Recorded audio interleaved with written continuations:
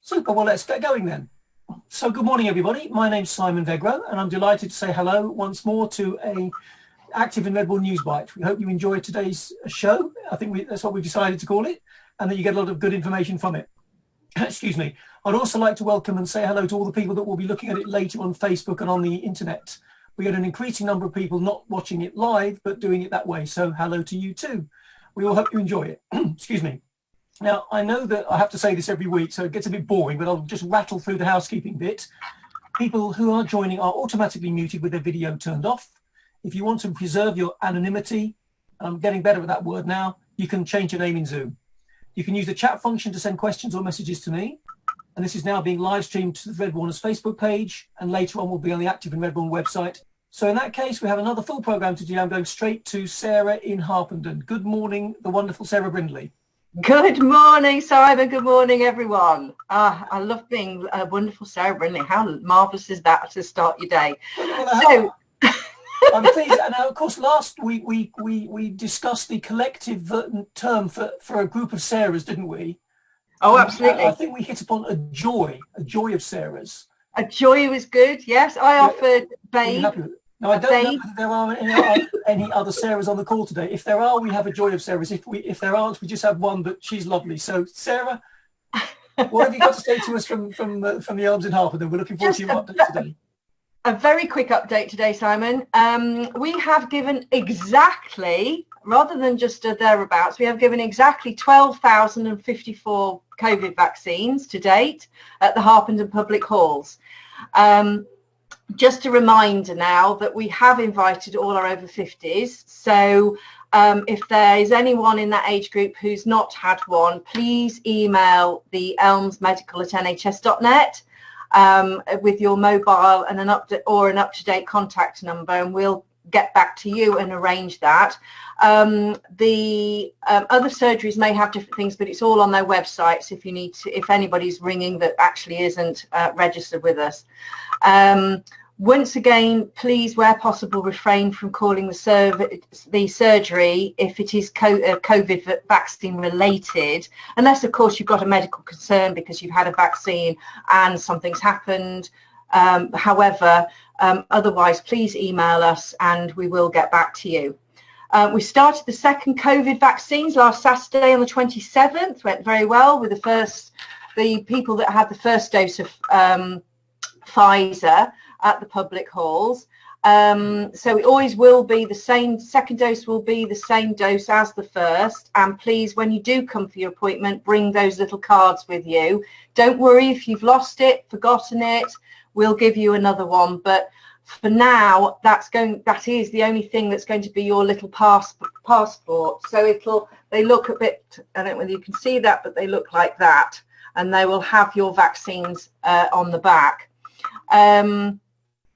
So we've obviously been contacting all our over 70s, and if you haven't heard from us by the end of next week, again, please email the surgery or please contact myself on 01582 716 680 and I will get you booked in. We are continuing obviously to do the second vaccines again this Thursday and Bank Holiday Friday, and that predominantly Pfizer at the moment because that's what we started with. We've not been given a start date for the second phase of the vaccines, so we are hoping to hear about that soon, whereby we jump. I think they'll wait now until we've done all the second vaccines, and then we'll jump into what will be almost like a mass site, but we haven't had any details on that. The latest Harpenden Health PCN newsletter will soon be out and on all the practice websites locally. This week's letter, certainly they're going to put in an extra bit about how our Harpenden PCN works together in collaboration and ensuring that we're getting all these COVID vaccines completed. I think that we've had a few people write in saying why are they hearing from other surgeries and booking their vaccines in.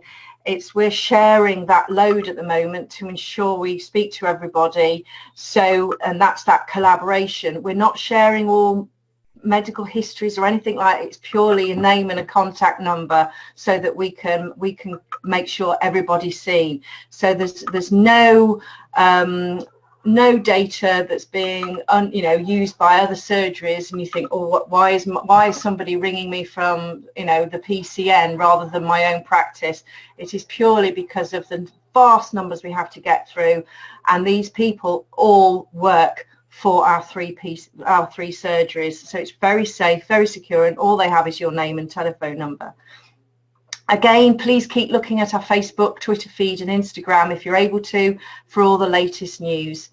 And that's all from me, Simon, this week. Thank you. Thank you very much, Sarah. Am I allowed to ask you a couple of really quick questions? You are, absolutely. One is, in previous weeks, people have talked about a vaccine shortage. How's that going? Is that sort of fixed now, or are you looking good in terms of the actual supply?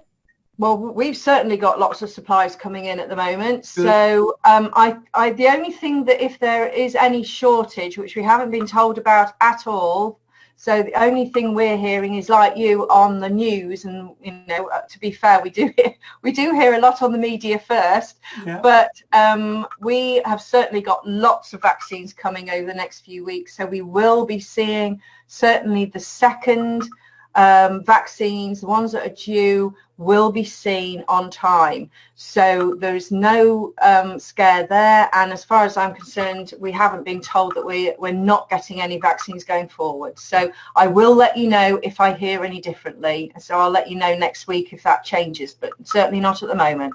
Super, thank you, Sarah. And sorry if this sounds like the Spanish Inquisition. One more question, if I may. You mentioned about the fact that if people have had the Pfizer jab first time round, they'll get the Pfizer one again, and vice versa. Is it possible to explain to the non-biochemists on the call why that is, why they can't be mixed up? Is there a sort of an easy explanation for that? Or is that only really that? Well, they're not really an easy explanation, because it's scientists that would actually have to sit here and explain the different types of vaccines that are out there. They are all going to be slightly different in their makeup and how they were actually made in the first time round. So it is with all things, it's not at the extreme that you could have a flu jab and then the next year it would be a different make of flu jab, and that's not a problem. But under these circumstances, it has been advised by the powers of be that know much more than we do that you should always have the same. Now, who's to say there would be any issues with you mixing and matching? Probably next to zero, but it is not advised, and we have been told you should always have the first and the second being the same. But I would imagine for the very reason of why they were made to start with, that you have the one, you're having a booster of the same to enable a surety that you have that full protection. If you then had Pfizer and then had AstraZeneca, it is not known whether that was enough of the right booster to go with the first one, because they're completely different amounts. So you could have X amount of Pfizer and been given a little bit of AstraZeneca, because the first time you had the AstraZeneca you were given much more. So it is scientific, it's definitely medical, beyond my pay grade to know the details. However, we have been assured that must happen. So, and that is to ensure full protection. Well, that was a perfect non-biochemist answer, Sarah. Thank you very much. I'm asking on behalf of my mum, actually, who asked me the other day. Thank you very much. Well, I'm sure Will Gibbs will know the sort of biochemical answer for that. I'll ask him when he comes on, because he does know everything. Marvelous. So thank you very much, Sarah. We look forward to catching up with you again next week. I will be back next week. Lovely to see you all. Thanks for Take care, everyone. Bye-bye. Have a good work. Bye. Okay, that was a great contribution from Sarah there. Now, next up, we have a very brief contribution from Dennis Bigem. And by the way, I ought to say that before the call started today, I was asked by someone, can I introduce each person that comes on, because not everybody knows who they are. And of course, I immediately forgot to do that. So apologies all round. I just shouldn't assume that everybody knows everybody. So Dennis Bigem is a wonderful chap who's a fellow parish councillor of mine, which is how I know him. So Dennis, are you out there? Yes, I am. Good morning. How are you, Dennis? Yes, fine, thank you. Good stuff. Nice to hear from you. Now, you're going to say a few words about Tony Swendell. Yes, I've been asked by the family just to pass on a few words if I can. What do they like to do? Pass on to the residents of Redbourn the sincere thanks from Tony's family for the amazing and heartfelt turnout for Tony's final journey. The PA system playing Hearts of Oak outside the village hall was just brilliant, and even more thanks to whoever was responsible. I can overemphasize the family's gratitude and kind words. That's from Kevin Swendell, and I think that's from us all really to say a very big thank you to Tony Swendell for all that he has done for Redbourn really, and that is it. Just to say a big thank you very much to all Redbourners that saw Tony on his final journey. Thank you very much, Dennis. I'm pleased that you said that, and obviously it was very good send off from Redbull, wasn't it? I'm glad that we did that for him. Super duper. Thank you very much, Dennis. Thank you. You're welcome, obviously, to stay on as always for the rest of the Zoom, or you can tootle off and do whatever you want to do on this. I've been told I've got to go gardening.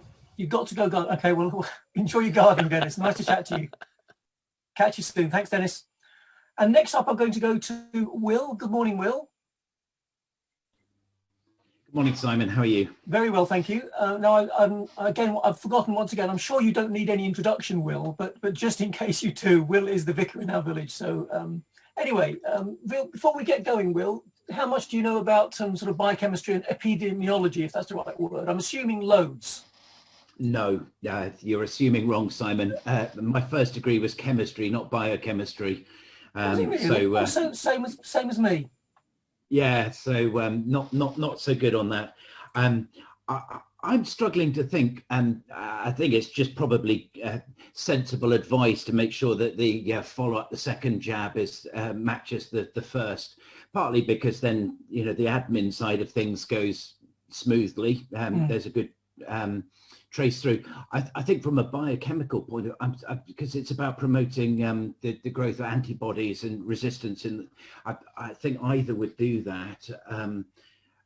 I guess from the early, I think this doesn't apply now, but there may be something about making sure that you have the same vaccine. So if something did happen where you were taken ill or whatever, you were dealing with one company rather than two different biochemical firms blaming each other for some adverse reaction, which is pretty rare anyway, to be honest. So I think some people have reported some tiredness, but I think any serious side effects have been very, very minimal. But there may be something there about sort of the legal aspect. I'm guessing. I don't know. Well, thank you, Will. I don't know whether it's a good thing to find out something you don't know everything about. I'm not overly disappointed. I'm finding out all the time. Trouble is, there's always a danger in knowing a little about a lot. I think I'd much rather know a lot about a little, but I'm not an expert on anything. Okay. There we are. So Will, what have you got any sort of messages for us today? What have you been thinking about over the last few days? Yeah, I've been doing a bit of reminiscing, and I was remembering secondary school days. And we used to share quite a lot of our lessons with the girls' grammar school down the road. And there was a 5-minute walk between the two schools, and you'd see this sort of steady trail of students going from one site to the other. I guess it helped to save costs rather than duplicating facilities. So some subjects were taught in one place and some the other. So physics and chemistry were taught at the boys' school, and then biology and music at the girls' school. And the girls' school was amazing. It was actually housed in a grade 2 listed former stately home, so an incredible building. But it wasn't actually very practical, both in terms of the school sort of maintenance and upkeep, but also because the rooms were quite big, and they were very sort of fixed how many there were and where they were located and so on. So in order to have enough teaching space, they had some additional sort of portable classrooms in the orchard, and the music facility was actually housed in the former stables. And that's that I want to come on to. It was a beautiful building. I can remember it quite vividly. It was a building full of character. It had the beams, so on. It was painted white. And then on one wall by the door, painted in large green lettering, was a quote from the Romantic poet Samuel Taylor Coleridge. And it was taken from one of his poems called On a Volunteer Singer. And the quote said this: "Swans sing before they die, 'twere no bad thing, should certain persons die before they sing." It was a great quote to have there. And of course, it was an encouragement that all should have a go at singing. But it does actually perpetuate a myth that swans are mute during the rest of their lives. Somehow they end up singing beautifully and mournfully just before they die. Well, that isn't actually the case. Swans, even the inaccurately named mute swans, have a variety of different vocal sounds that they make, and they don't sing before they die. And this was known to be false as early as the days of ancient Rome, when Pliny the Elder refuted it in his work Natural History, written in AD 77. And he says this: "Observation shows that the story that the dying swan sings is false." Well, nevertheless, poetic imagery proved to be more attractive than scientific method or fact. Don't let the facts get in the way of a good story, eh? And many poets and playwrights have made use of this fable long after Pliny's observations. Chaucer included this line in the poem Parliament of Fowls: "The jealous swan sings before his death." Shakespeare, himself known as the Swan of Avon no less, used the image in The Merchant of Venice, where Portia declares, "Let music sound while he doth make his choice. Then, if he lose, he makes a swan-like end, fading in music." And this idea of swans singing, especially before they die, is where, of course, we get the term swan song from, although it doesn't crop up in print until the 18th century. The Scottish cleric John Willison used the expression in one of his scripture songs, where he refers to King David's swan song. It's a term used figuratively and most commonly to refer to celebrated performers embarking on farewell tours or final performances. Those ironic quote marks were never more appropriate than in the case of Nellie Melba, whose swan song consisted of an 8-year-long string of final concerts between 1920 and 1928. This in turn led to a popular Australian saying, "More farewells than Nellie Melba." And to digress yet further for a moment, Nellie Melba gives her name to Melba toast. It's thought to date from 1897, when the Australian opera singer was very ill, and it became a staple of her diet. The toast was created for her by the chef and a great fan of hers, Auguste Escoffier, who also created Peach Melba, the dessert, for her. But before all of that takes us on a wild goose chase, let's get back to swans and especially singing. We've just heard recently that the government guidance has changed and that we're now allowed to sing outdoors. I can't begin to tell you how excited I am about that. It's been over a year.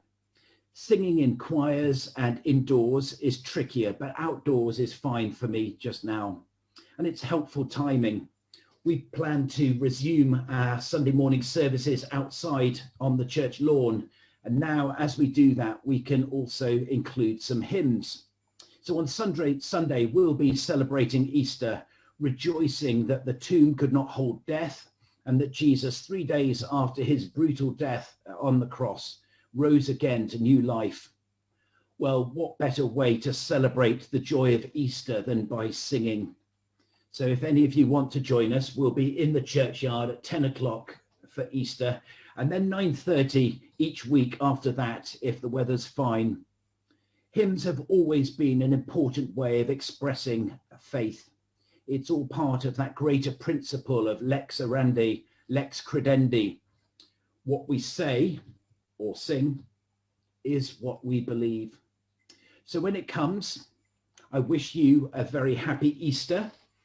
And as Martin Luther once said, as long as we live, there is never enough singing. I'm genuinely speechless, Will. There was so much in that. Wow is all I can say. Well, lots. I was writing and thinking this is a bit like sort of dictionary corner on Countdown. There's so many kind of how you quite get from singing to Melba toast and everything in between and swans. I'm not sure, but there we go. I really didn't know that about Swan Song, the original. That's fascinating. Another fascinating fact, isn't it? I didn't know that at all. Yeah, even though it's wrong. Yeah, even though it's wrong. Yeah, as you said, let's not get the truth together. We have a good story. Yeah. So, Will, thank you very much for that. I'm sure everyone's My looking forward to celebrating Easter with you, and hope it's a wonderful day. So, thank you very much. I'll catch up with you next week. Thanks, Simon. Thank you. Lovely. And now I'm going to go for young Chris Emmel. If young Chris Emmel's out there, are you still out there, Chris? I'm still out here. Good morning to you. How you doing? I'm exceptionally, and all the better for seeing you, Chris, especially because you're not upside down. Those of you that aren't in the sort of IT world will know what a challenge that is for you to overcome. So well done. Now, Chris, you're going to talk to us about something very exciting indeed that's happening on the 3rd of July. Well, I'm very excited. Put the date in your diary, everybody. It's the first Saturday in July, the 3rd of July, and a little bit of background. It's just after we're all allowed out to be sociable again, and so it's the best opportunity we have to becoming to celebrate the end of lockdown as a community. And we're in the Active in Redbourn gang, the Air gang. Somebody had the idea that wouldn't it be a good idea to have a fun day, and everybody thought, yeah, that's a good idea. We'll have it.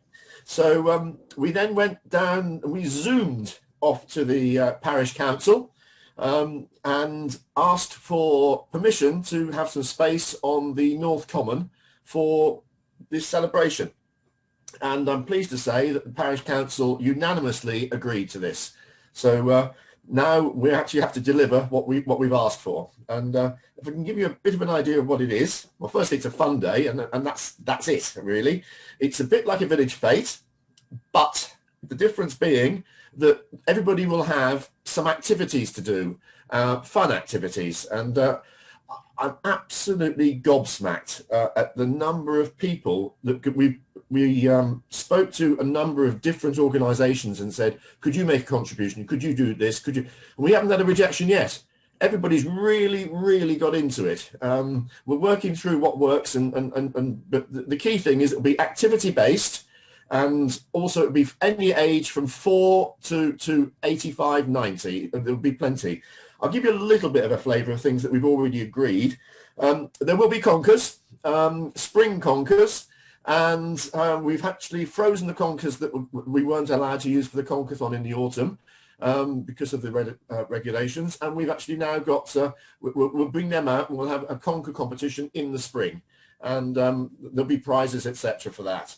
We've got bonkers conkers, which is like crazy golf, but you use conkers instead. And again, it's just a bit of fun, and we're going to do that. The cricket club have come up with various bat and ball games, which for all ages, and they've been very careful to make sure that everybody can participate. And one that I'm particularly excited about is Target Petanque. And Jez from the bowling club has invented this game specially for the day. I'll tell you no more, but there will be a Target Petanque game run by the bowling club on the day.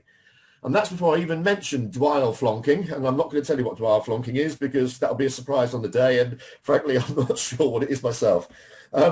So, keep the day free. First Saturday in July, July the 3rd, starting at 11 a.m. sharp.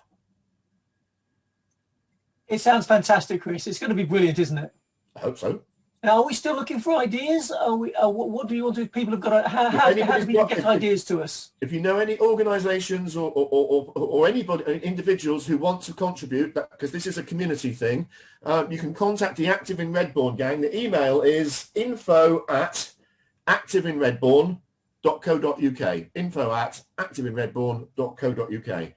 If the telephone is your thing, mobile number is the easiest one, which is 07770 863 864. That's 0770 863 864. I'm actually really quite excited about it, I can tell you. You sound it, Chris, and it is going to be a brilliant day. I think you're quite right to be excited. It's just Will, you need to sort the weather out for us, but apart from that, we'll. That's the only thing we have to worry about. There you go. Target petanque, that's a game. I mean, I love normal petanque. I don't know what I'm going to think about that, because I'm going to get some practice in. I absolutely love that game. Well, it's been designed literally yesterday. Jess came round and on the first garden day allowed and showed how it's going to be played, and we had a couple of games, and it's actually very exciting. Fantastic. Chris, thanks ever so much for that. So everybody get the date in your diary, 3rd of July. I guess we'll hear more. You'll hear more from Chris and others between now and then. Chris, won't we? I guess we'll come back and update people at some point. Yes, indeed. Super. Thanks very much, Chris. Cheers. I'll let you go back to organising while flonking and stuff, or whatever you're doing today. I'll do that. Thanks very much. Cheers. Okay, next, but of course, yet again, I've forgotten to introduce Chris. Isn't it incredible? My memory, my short-term recall is so abysmal, I can't even remember from 5 minutes to the next. So the next person I'm going to try and remember to introduce them, it is Symon Barnes, my good friend from the village, who owns the Hub and the Bike Loft. So good morning, Symon. Are you still out there? I am. Can Good you hear morning. me? And how are you today? I'm pretty good. I'm pretty good. The sun's out. I woke up this morning. I'm looking at daffodils and a magnolia tree in blossom in the garden. We've got wood pigeons nesting in a tree. So what's there not to be happy about? Absolutely. It's an absolutely lovely day, and it's a lovely time of year. It's an absolutely what I love most of all is the little buds you see on everything, on trees and things. It's just starting to come out. I think it's absolutely beautiful. Yeah, when I trim stuff up in the autumn, and I always have a bit of worry that Lindy's going to be cross because I went a bit too harsh on it. So I'm so pleased when I see little buds coming up, and it really just makes you realise what a wonderful thing nature is. Super. So Symon, a couple of things obviously for you today. First of all, do you want to give us a little mini update on how easy is it to buy a bike these days? Well, the actual buying of a bike is easy, but it's having them is difficult. Getting it. There is a world shortage of bikes, and this has been, well, about a year now.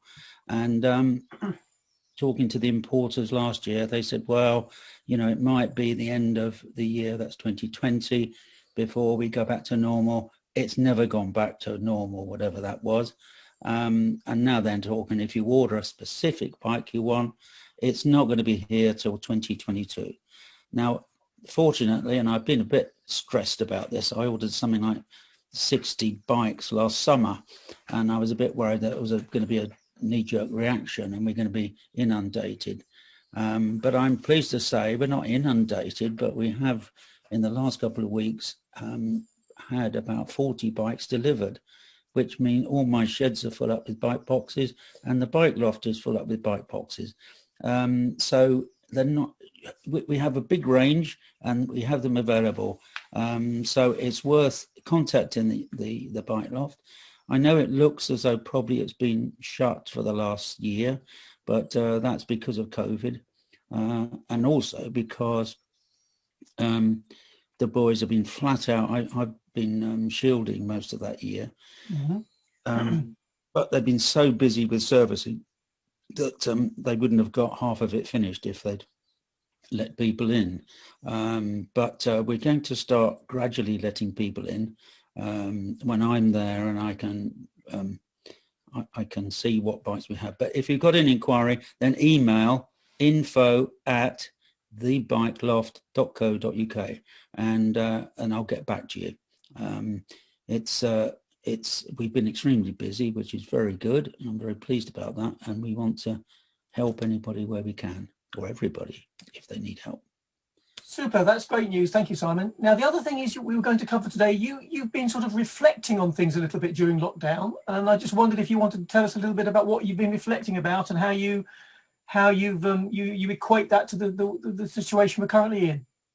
Yes, thank you, Symon. I have been, a lot is because I've been shielding as well, but I've been very reflective about my whole life, and I sort of link there with what Will said about being reflective, and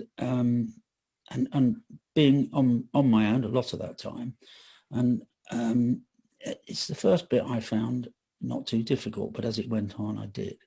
And I look back in my life, and I've had a very lucky, varied and charmed life, and I'll always be thankful for that. I hope it continues a bit longer. But I'm a land surveyor by profession. People know me as a cyclist, but I was fortunate enough to visit lots of interesting places, some of which involved me getting locked up, but I survived that. And I was asked to carry out a route survey in the 70s from what was known as Zaire now, but is now Congo, right across Africa through Zambia, Malawi, Tanzania, Kenya and Somalia.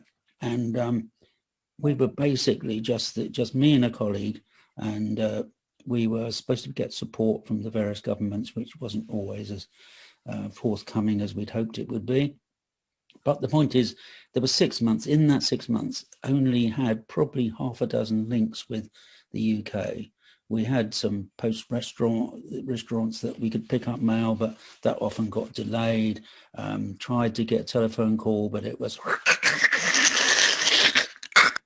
you didn't get much there, and a few telex messages. But looking back, I suppose I was younger, and we hadn't got used to email. We hadn't got used to mobile phones. So life generally, you have more time to understand yourself. And I didn't find it as well. The first month was difficult, but I adjusted to that and learned how to be on my own, and learned about myself. And I see that as a wonderful gift. I was given the opportunity to do that, and so many people aren't able to spend any great deal of time on their own, or don't want to. But I think you only really know yourself if you can spend time on your own. And that might be even just to walk through the woods on your own and sitting in a quiet spot. It stood me in good stead in that period. And I've been very lucky. So if anybody wants to talk to me about that, I'll be more than happy. But hopefully that's of interest. And Will's reminiscing made me realise how much reminiscing I'd been doing, and very few regrets. But then again, not too many, or as the song goes. So yeah, if you have any cycling queries, then email info@thebikeloft.co.uk, and hopefully we'll sort it out. There's also, whilst there is a shortage of bikes, there's also a shortage of spare parts, because they all come from the Far East, and they've, for reasons best known to themselves, they're not decided to build any more factories, despite the fact of worldwide shortage. So it's a bit like the vaccines. There's a bit of squabbling going on around the world about bikes, but we've got a selection that are no good sitting in boxes. Super, Simon, thanks ever so much for that. And it's interesting, isn't it? As you say, you touched on Will's reminiscing and you're reminiscing. It's a sort of a good time to reminisce in a way, isn't it? I'm reminded of if I get the quote right, there's a famous quote from a Shropshire lad by Houseman where he says, "Happy highways where I went and cannot come again." Really lovely quote that always stayed with me. Yeah. So Simon, thank you very much for that. It's nice to hear from you as always, and hopefully people will get in touch. And of course, for all the cycling fans out there, of course, the Spring Classics are all starting now. So I think it's the Tour of Flanders this Sunday and Paris-Roubaix the weekend after that. So wonderful cycling events about to start. There's a race on today as well, if anybody's interested in that. But of course, it's lovely cycling weather. Absolutely. Even if it gets cold, it's not forecast to be wet. Good stuff. Simon, thanks ever so much indeed. And we'll catch up with you again soon. Okay, the next item is back to our, and of course I ought to introduce her because I keep forgetting again, Olive. Wears so many hats, it's hard to know where to start. So let's just say that for the purpose of today, Olive is our producer and IT director, and is now going to take you through the What's New section. So back over to you, Olive. Hello, everybody. And what's new? Well, the first thing I have to acknowledge is that we've taken the first step out of lockdown. Let's enjoy the sun. Let's do it safely. We have come so far and let's not blow it now was a quote from one of our esteemed leaders yesterday, but I quite liked it really.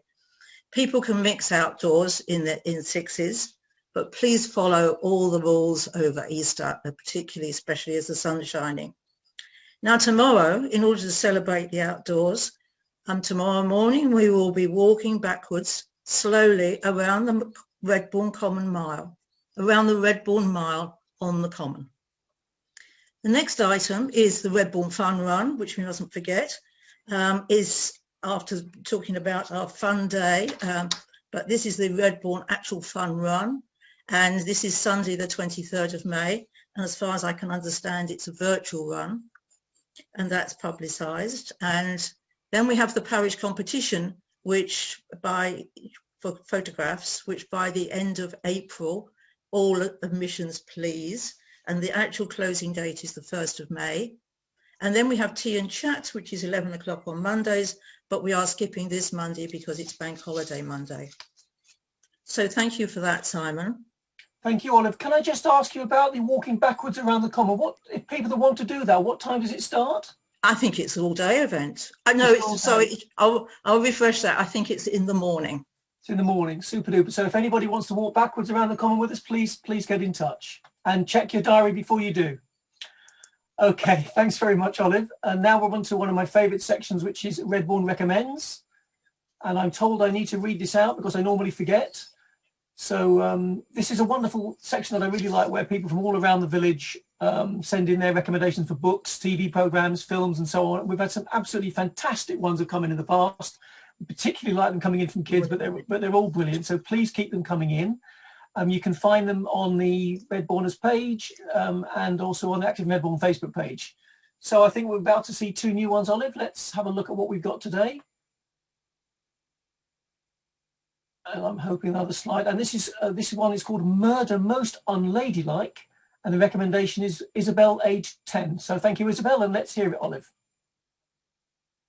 Hi, my name is Isabel. I'm 10 years old and I live in Redbourn. I recommend a book series called Murder Most Unladylike for anybody who likes murder mysteries. It is a book about two girls called Daisy and Hazel who create a detective society to fight crime. Sometimes they are not allowed to, but they always manage to solve the case. Hope you enjoy it. Hi, my name... Brilliant. I mean, who doesn't want to read that? Well done, Isabel. Thank you very much for that contribution. And the next one is All the Ever Afters, which is by Daniel Teller, and this has been sent in by Jane Joseph. Thank you, Jane.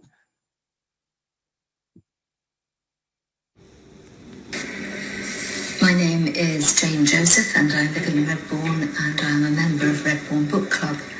One of the things I love about Book Club is that it encourages you to read different books, and in doing so you often come across unexpected surprises. The book I would like to recommend is one such book. It is called All the Ever Afters, The Untold Story of Cinderella's Stepmother by Danielle Teller. Taking the title at its face value, I was expecting a very lightweight fairy story. However, it was far from it. Although easy to read, there was nothing lightweight about it. It is told by Cinderella's stepmother, Agnes. We learn how from the age of 10 she has to leave her home to begin work as a servant in the manor house. After 4 bleak years, she has the chance to work at the nearby abbey, and it is here she is offered the opportunity to learn reading, writing and mathematics, skills which will stand her in good stead for the roller coaster life to follow. For a while life seems settled and she is happy with her 2 daughters, but then once again fate deals her a cruel blow. She eventually finds herself back at the manor house as nursemaid to the Lord's daughter, Cinderella. The author obviously researched the role of women in medieval times, and you cannot help but admire Agnes using skills unavailable to most medieval women to turn her incredibly hard life around. Agnes's daughters, the ugly stepsisters, are portrayed as victims of the superstition and small-mindedness common in medieval society. The author is also a doctor, and I found many of the medical references in the book fascinating. In short, your fairy tale views of Cinderella, her stepmother and the ugly sisters will be turned on their head by this book. You will feel admiration for Agnes and sympathy for the ugly sisters. And as for Cinderella, I'll leave you to decide.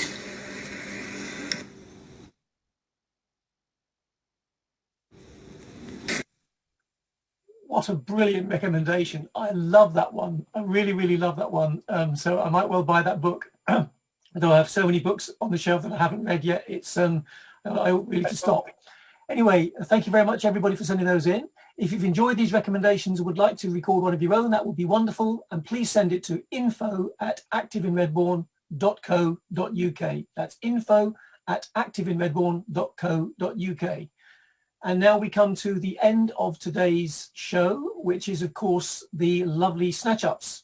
Can I just check in with David? David, are you still out there with your lovely team? Yes, we are. We're ready to go, Simon. Poised like jungle cats. Indeed. Okay, just before we start, David, I have to pick up on something we said, which has nothing to do with it before the start of the show about Genesis. Are you up for a sort of a dedicated 3-hour show on this at some point? I think we could easily fill 3 hours, Simon. Absolutely. Because there seems to be lots of Genesis fans in the village, and we probably ought to play the whole of the Land Lies Down on Broadway during the show. Just Super. In the background, yeah. We'll have to do it. Okay, so I'm just going to a slight pause, then I'll read out my intro, and then I'll look forward to hearing today's performance. And now it is time to head over once again to the picturesque Hertfordshire village of St Mary's for the 10th instalment of our weekly serial, The Snatchups. When we left it last week, Jane had taken a clandestine photo of Grandad contemplating. Uncle Rodney's return had brought back unwelcome memories of the infamous camping trip, and Grandad had discovered an incriminating secret about the fearsome Bellamy brothers.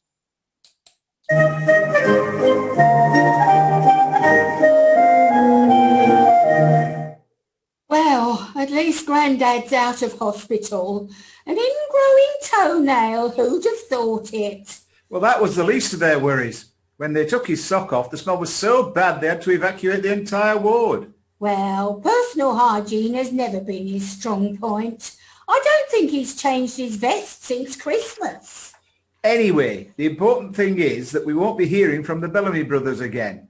We did what they asked and delivered those packages, and now they can't touch us as long as Grandad never reveals the secret he knows about them. I wonder what it is. I hate to think, but it must be something very incriminating if they were prepared to write off our debt and forget about the whole thing. You mean like a body in the woods or something? Who knows? But I can't help wondering how Grandad's father found out about the secret in the first place. Maybe he was part of their gang. What? You think Grandad Capone might have been a gangster? Or maybe he was a police informant. I've seen it on Line of Duty. It's called a chiz. And as a chiz, he was giving the OIC a sit rep on the OCG before requesting an ARU from the MIT. Exactly. But hang on, if he was a supergrass, they'd all have been arrested. So maybe he just kept it as security. Protection in case they ever tried to cut him out and frame him. Yeah, I wouldn't want my picture on their wall. Oh, I didn't mean that. I mean, whatever he found out must be enough to put the Bellamy brothers behind bars for years. So Great-Grandad was a gangster. Well, that would certainly explain the violin case. I mean, we never saw him play it once, did we? But I've never seen anyone play a violin case. I don't mean the case. I mean, what was in it? You mean he was on the fiddle? Yes. So what are we going to do? What do you mean, what are we going to do? We're going to do absolutely nothing. That's what we are going to do. As long as Grandad has those papers, the Bellamy brothers can't touch us. Dad, Brenda, you've got to help. Grandad, what is it? What's the matter? Something terrible has happened. What, your surgical truss is broken? No, I've been burgled. Burgled? But how can you tell? Your house is such a tip. If it was ransacked, you'd think someone had come round to tidy up. Yes, but that's just it. They didn't touch anything. Everything was just as it was. Then why do you think you've been burgled? Because everything was just as it was, except for the desk. All the drawers have been forced open and the contents were all over the floor. Why would they target the desk? Because they were looking for the secret papers of my father's. Whoever burgled my house must have been sent by the Bellamy brothers. The Bellamy brothers? Why, the dirty double-crossers. What happened? Did they find the papers? No, luckily I moved them the moment I got home from the hospital. They're in a locked tin box which I gave to Mrs. Prodworthy for safekeeping. She thinks it's my last will and testament. Well, if they get their hands on it, it probably will be. But if the papers weren't in the desk, why didn't they ransack the whole house looking for them? I don't know. Anyway, if they didn't find what they wanted, it means they'll be back. The Bellamy brothers will stop at nothing to get their hands on those papers. Who knows what dirty trick they're going to stoop to next? Mum, Dad, there's an emergency. It's Jane. I think she's been kidnapped. Kidnapped? What happened? Well, I saw her walking along the pavement on West Common when a van drew up and she was bundled inside. What sort of van was it? Well, just an unmarked white van, a Ford Transit, I think. It must have been the Bellamy brothers. Oh, poor Jane. She was never meant to get mixed up in this. Where do you think they've taken her? Well, I'm not sure, but she probably isn't in the van now. As it said on the back, nothing is left in here overnight. Then that's it. The Bellamy brothers have got her, and they will only let her go if we give them the papers and give up the secret. I don't know why you got involved with them in the first place. Why couldn't you just ask Uncle Rodney for the money? You know why? Because of the camping trip. It would have looked like I was trying to blackmail him. So now we're being blackmailed by the Bellamy brothers instead. Look, we haven't time to worry about that now. We have to figure out what to do. Well, there's only one way out of this. We need to copy the secret papers. How do you mean? Well, we copy the papers and then we hand over the originals to the Bellamy brothers. That way, they will think that they have the only record in their secret safe. But we'll have copies in case they ever come after us again. That's brilliant. So what are we waiting for? We've got to get that tin box back off Mrs. Prodworthy as soon as possible. Hey, hold on. I've just remembered something. What is it? I was so desperate to get the papers out of the house that I just emptied everything out of the desk looking for them. I was so terrified I didn't know what I was doing. You mean you burgled the desk yourself? Yes. So it wasn't the Bellamy brothers? No, it's all come back to me now. So that's why they didn't ransack the rest of the house? Yes, but what about Jane?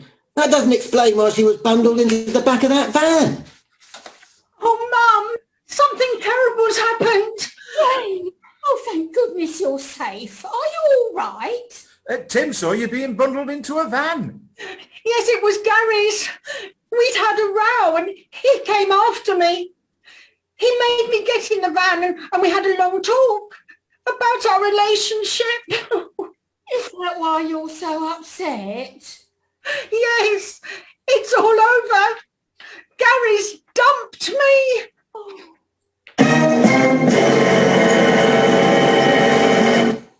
And on that bombshell, we must leave it for this week. Will Jane manage to rekindle the fire in her relationship, or will Gary prove a poor match? Will Grandad's secret about the Bellamy brothers ever be safe? And will Brenda ever divulge what happened on the camping trip? All will be revealed in next week's exciting episode of The Snatchups.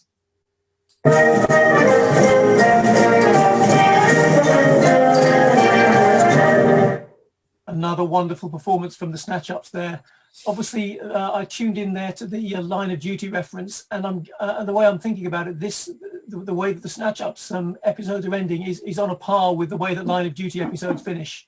I can hardly wait. If I can't wait till next week, I guess I'm going to have to. So brilliant, guys. Well done, and thank you very much. That ends today's show. Thank you, everybody, for dialing in. Thank you for all the contributors and the speakers.